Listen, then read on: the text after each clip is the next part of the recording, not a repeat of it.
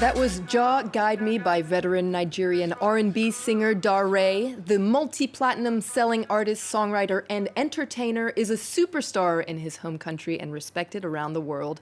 His music has been nominated at the World Music Awards and the MTV Music Video Awards, and he's graced the stage with the biggest names, including Jay-Z, Beyoncé, Sean Paul, Kelly Rowland, Cardi B, the list goes on. Now, after being away for nearly 5 years as an active musician, the Afro-pop pioneer and influencer is back with a new EP called Way Home, and he joins me virtually from Lagos. Thank you so much for being on the show, Darey. Now, before we talk about your new EP, it's been quite an unusual year, an unprecedented time for humanity. How has the whole coronavirus situation affected your musical projects and your creativity? Thank you so much, Flo. First of all, I just want to thank you for the opportunity being here this morning. And yeah, you've said it all. You know, it's unprecedented times for humanity, and Nigeria and myself, you know, have not been any excluded from any of the repercussions and effects of the pandemic. It's been a topsy-turvy roller coaster year so far. The last several months have been very tasking, that have led to a lot of, drastic decisions and drastic measures being taken across the world, from lockdowns to, the health procedures and all of that. But more importantly, you know, it shapes the way that we even make music, you know, nowadays. And the blessings from the lockdown and the pandemic are some of the things that I'm, actually sharing right now with the world on this EP. Most of the songs were recorded during the pandemic. Of course, as a business, I'm the chief creative director of Lifesport 360, and unfortunately, we've had to restructure the business and proceed to focus more on some of our more virtual, aspects of engagement, such as advertising and our digital work. So, yeah, we've had to apply some of these, measures just to cope with the pandemic. So you've been keeping busy recording this new EP. It's your first release in nearly 5 years. It's called Way Home. What does that title refer to for you? Well, Way Home is the music itself is kind of split in two in terms of the EP. On one side, it's very fun, funky, fresh, and very upbeat and vibrant. On the other side of Way Home is esoteric. It's earthy, soulful, inspirational, and motivational. So all of that vibe together is what I call Way Home. It's a message out, a clarion call to Africans in the diaspora, people of all races and all colors who are finding themselves finding home through, of course, Nigeria, Africa, parts of Africa, Ghana, and the rest of it. You may have done a DNA test and found out that you're Nigerian, Flo. So Way Home is your soundtrack, to the motherland. And of course, we know that the motherland is the center of the world and the cradle of civilization. So that's what Way Home is for me. Well, wonderful. Let's listen to a track off the album. It's called JoJo, featuring the Nigerian reggae hall dancehall singer Patoran King. Take a listen.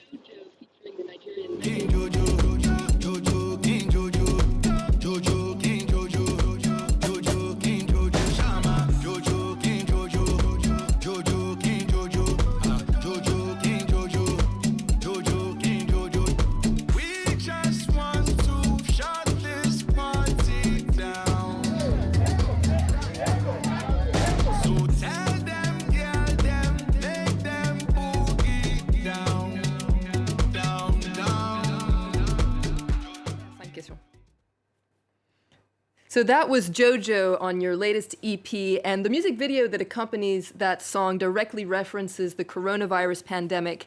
You're imagining a hopefully not too distant future when the last patient has been cured. Do you hope that will be the song people will dance and celebrate to? Yes, absolutely. I hope it becomes a theme song post-pandemic, but I think we're all eager for that, when outside is just the way we had it before. I know the reports are bleak and the projections are bleak, but yeah, we're hopeful. Awesome. Well, hopefully that won't be too long from now. Now, in this EP, you draw from your Yoruba heritage and the tradition of storytelling. You talk about the importance of coming home. You mentioned the African diaspora. Would you say this is an African-centric album? I think it's Afrocentric in a 21st century, manner. It encompasses where we are right now and where we project for the future. You know, Africa is the future as far as I'm concerned.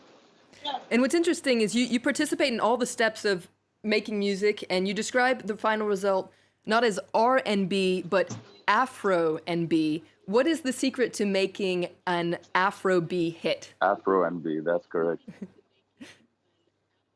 So what's the secret to making a hit? The secret to making an Afro-B hit is like the secret to cooking, to cooking good soup. You need a nice base, you know, the right greenery. If you want to put some basil or, you know, some vegetables in there, some oil, some pepper, onions.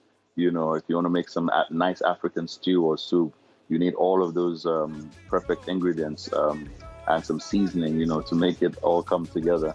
You know, so if you want to make a great Afro-N-B hit, it's all about, you know, the right balance, the right fusion, you know, the beat, the instrumentation, the writing, the melodies, and then, of course, the mix and master, you know, make it all come together. And the sprinkle of Africa in there always makes it a nice touch. That's the final touch there. Now, you're very involved in the vibrant Nigerian music scene, and for this EP, you're actually doing an international release targeting new audiences, taking your message around the world. Do you feel like an ambassador for Nigerian music and more broadly for African music? Yes, in many ways. I think I see myself as an ambassador for the culture. Not just through the music, but also with the work that we do at Live Sport 360. For example, in December, you know, bringing over Cardi B onto African soil for the first time across Lagos and Accra. It's just our own way of making sure that Africa continues to stay on the map and showing the world that through music, through entertainment, through our fashion and our culture, pop culture generally, we are a formidable force. As evidence, you know, over the years from all the legends and everything that we've, put out there from the continent, not just from Nigeria. We are a formidable force as far as entertainment is concerned. And yes, I'm really, really happy and, excited to be playing a role as an ambassador for the culture. Well, it's wonderful to have that music living on today through you. We're going to move on to some other music news that's making headlines. And the U.S. synth pop band Future Islands is releasing a new album called As Long As You Are Here. As Long As You Are, rather. Now, charged up on love and self-confidence, the band says that it's back on top following a dark period of burnout, rushed releases, and fame following the viral success of their 2014 album, Singles. Now, for this LP, Future Islands decided to take their time, do it right, and go back to being themselves, and the result is a record with a relaxed, easy vibe, as you can hear on this single, for sure.